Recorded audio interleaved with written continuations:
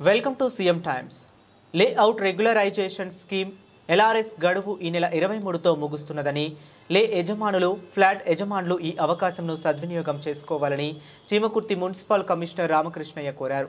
చీమకుర్తి పురపాలక నందు 52 లేఅవుట్లు ఉన్నాయని, అందులో ఇప్పటికీ 30 అనధికారిక లేఅవుట్లు క్రమబద్ధీకరించినట్లు తెలిపారు. మిగతా 22 లేఅవుట్లు వివిధ దశల్లో ఉన్నాయని తెలిపారు. కావున లేఅవుట్లో కొన్నవారు గడువులోగా దరఖాస్తు చేసుకున్న ఎడల ఎల్ఆర్ఎస్ అనుమతులు ఇవ్వగలమని కమిషనర్ వై రామకృష్ణ తెలిపారు.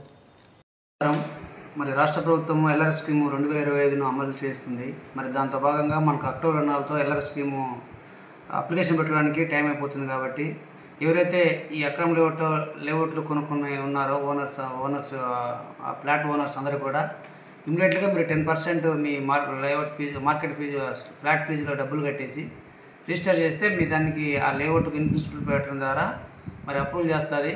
మరి దానివల్ల మీకు మెయిన్ ఏంటంటే ఎల్ఆర్ఎస్ స్కీమ్ ద్వారా మార్కెట్ వాల్యూలో గతంలో ఓపెన్ స్పేస్ కింద 14% వసూలు చేస్తాం, ఎల్ఆర్ఎస్ స్కీమ్ 7% ఉంటుంది.